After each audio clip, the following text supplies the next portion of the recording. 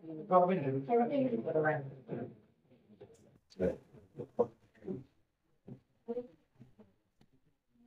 আছে আমি এতিয়া ষ্টাৰ্ট কৰোঁ কমিউনিকেশ্যন নেটৱৰ্কিঙৰ পৰা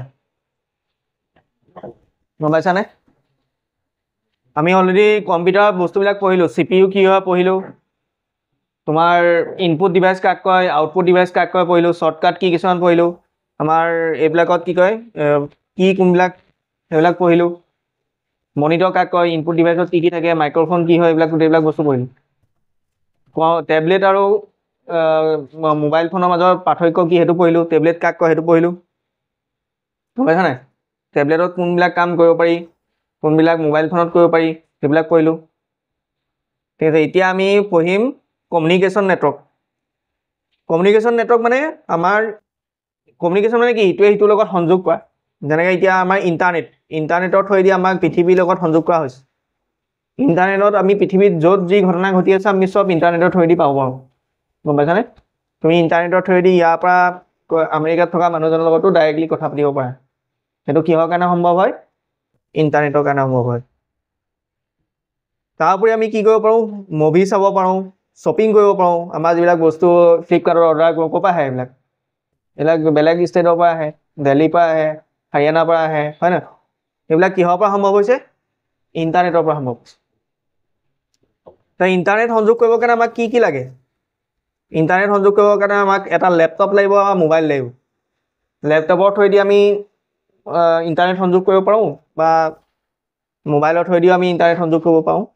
এটা মডেম লাগিব মডেম মানে ইণ্টাৰনেট ছাৰ্ভিচ প্ৰভাইডাৰৰ সৈতে সংযোগ মডেম মানে কি মডেমত চিম কাৰ্ডটো ভৰাই ঠিক আছে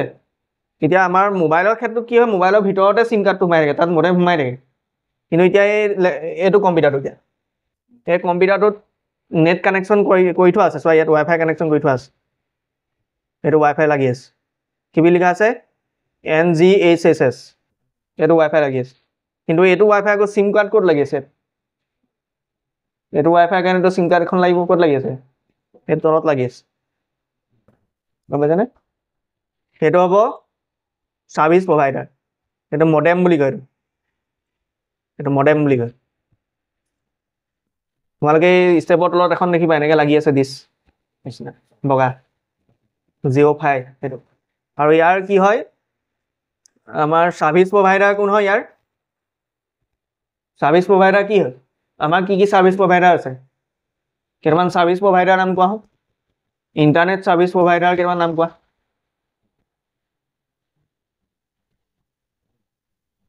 আমি কাৰ পৰা ইণ্টাৰনেট কিনো হা আমি ইণ্টাৰনেট কাৰ পৰা কিনো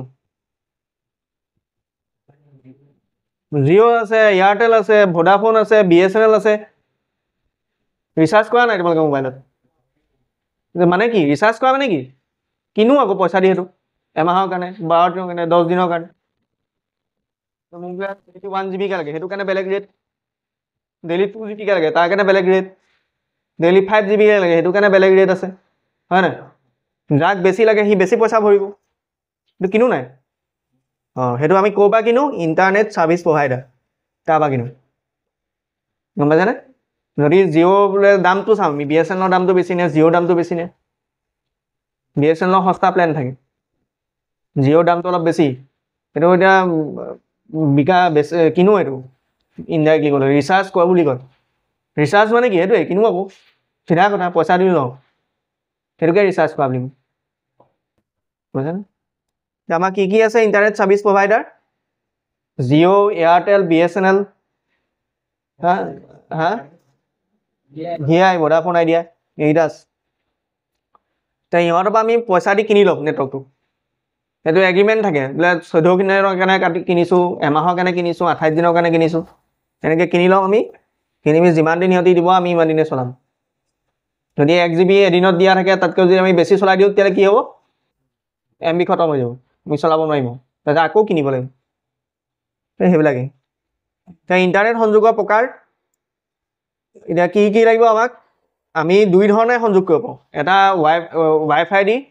মানে ইণ্টাৰনেট কেবুল নলগোৱাকৈ সংযোগ কৰিব পাৰোঁ এটা কেবুল লগাই সংযোগ কৰিব পাৰোঁ এতিয়া মোৰ ইয়াত ৱাইফাই লাগি আছে এইটো ৱাইফাই হয় মানে এইটো কেবুল নোহোৱাকৈ হৈছে গম পাইছানে উইদাউট কেবল আৰু কেবুল লগাইও হৈছে আমাৰ এই তলৰ যিবিলাক কম্পিউটাৰ আছে এইবিলাকক কেবুল লগাই থোৱা আছে কেবুলটো বেছি ফাষ্ট হয় স্পীড হয় ৱাইফাইটো ইমান স্পীড নহয় তো ৱায়াৰলেছৰ কাৰণে কি ব্যৱহাৰ কৰে ৱাইফাই কানেকশ্যন বুলি কোৱা হয় তাক ৱায়াৰলেছ কানেকশ্যন বা ৱাইফাই কানেকশ্যন আৰু কেবুলবোৰ কিহেৰে হয় কেবুল তোমাৰ কেবুল কানেকশ্যন হ'ব নবা ইথাৰনেট কানেকশ্যন হ'ব এটা হ'ব তাৰপিছত আহিলে কমিউনিকেশ্যন নেটৱৰ্কিং মিনছ তুমি ইমেইল পঠোৱা বা ইলেক্ট্ৰনিক মেইল পঠোৱা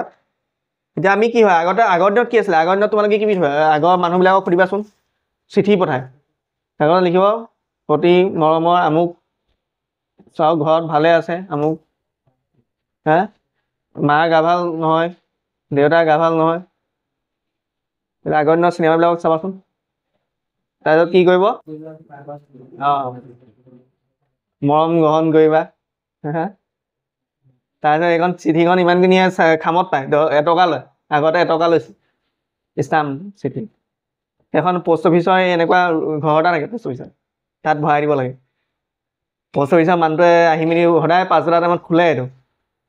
খুলি মেলি তাৰপৰা লৈ যায় তাৰ এড্ৰেছটো চাব ক'ত এইটো ইয়াত তালৈ যাব হয়তো বাটত হেৰাই থাকিব পাৰে হয়তো এতিয়া গমেই নাপাব পাৰে চিঠিখন কি হ'ল হা এতিয়া মানে সেইটো ঘটনা হৈছিলে APJ আব্দুল কালামৰ লগত APJ আব্দুল কালামৰ বিয়া ডেটটো ভুলকৈ গ'ল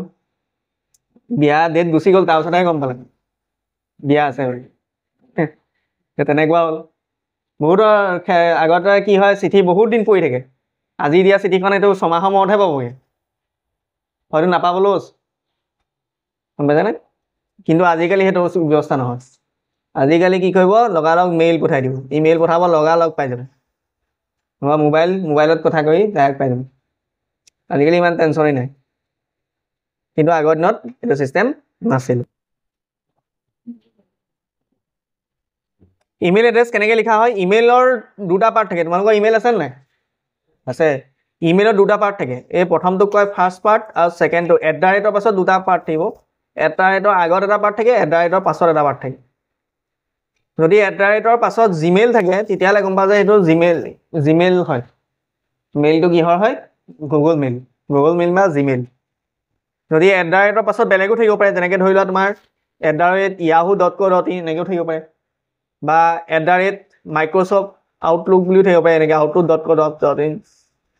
আগতে Yahoo চলিছিলে দেই @yahoo.co.in সেইটো আগতে একদম জিমেইল ওলোৱা আগতেই চলিছিলে প্ৰথম মানে তোমাৰ এতিয়া আগতে কি হয় এনেকৈ লিখিলে নহয় Ashok Rastogi @yahoo.co.in এনেকৈ চলিছিলে কিন্তু পাছত আৰু জিমেইল অহাৰ পাছত এইবিলাক চব গুচি গ'ল তাৰপাছত আমি জিমেইল ব্যৱহাৰ কৰোঁ গম পাইছা Yahoo-টো গুচি গ'ল মাইক্ৰ'ছফ্ট হ'লে Microsoft Outlook.co.in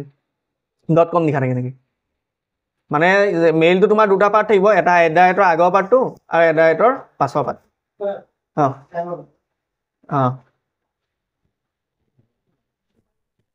ইমেইলৰ কিছুমান সুবিধা আছে সেইবোৰ কি হ'ল ইমেইলৰ বহুতো একেটা সময়তে বহুত জেগাত চিঠি পঠাব পাৰি মই একেটা টাইমতে তোমালোক গোটেইবিলাকলৈ একেলগে চিঠি দিব পাৰিম ইমেইলৰ থ্ৰুৱেদি মাত্ৰ তোমালোকৰ ইমেইল এড্ৰেছটো জানিব তোমালোকে যদি ইমেইল এড্ৰেছটো মোক লিখি দি দিয়া মই একেটা মেইলতে চবকে দি দিব পাৰিম সেইটো সুবিধা কিন্তু চিঠি লিখিব হ'লে কি কৰিব লাগিব চিঠি প্ৰত্যেকলৈ এখন চিঠি লিখিব লাগিব তাৰপিছত দিব লাগিব হয় নহয় কিন্তু মেইলৰ ক্ষেত্ৰত এইবোৰ নহয় মেইলত এবাৰ মেইলটো কৰিলা তাৰপিছত এড্ৰেছটো ভৰাই গৈ থাকিলে তুমি পাই গৈ থাকিবা জিমেইল খুলিবৰ কাৰণে কি আছে জিমেইল বুলি লিখিলে গুগলৰ হ'ব আউটলুক হ'লে মাইক্ৰ'ছফ্টৰ হয় আৰু Yahoo মেইলৰ কাৰণে আৰু কি সুবিধা ই অতি বেগী যিকোনো সময়তে তুমি যিকোনো অংশলৈ পঠিয়াই দিবা পৃথিৱীৰ বাছ নেট থাকিব লাগে মানে নেট থকা জেগালৈ পঠিয়াই দিব লাগে সেইবিলাক আকৌ আফ্ৰিকাত পঠিয়াইছে বোলে একদম পূৰা হাবি জংঘলৰ মাজত তেতিয়া নহ'ব নেট থাকিব লাগিব ইমেইল এড্ৰেছটো থাকিব লাগিব য'ত থাকে সেই পৃথিৱীৰ যিটো কোণতে থাকে পাই যাব আৰু ইয়াৰ কথাটো কি বিনামূলীয়া পইচা ইয়াত কোনো পইচা দিব নালাগে গম পাইছা এইখিনি কিছুমান সুবিধা আছে জিমেইল কেনেকৈ খোলে ইয়াত কিছুমান কেনেকৈ খোলা ইয়াত ষ্টেপ কিছুমান আছে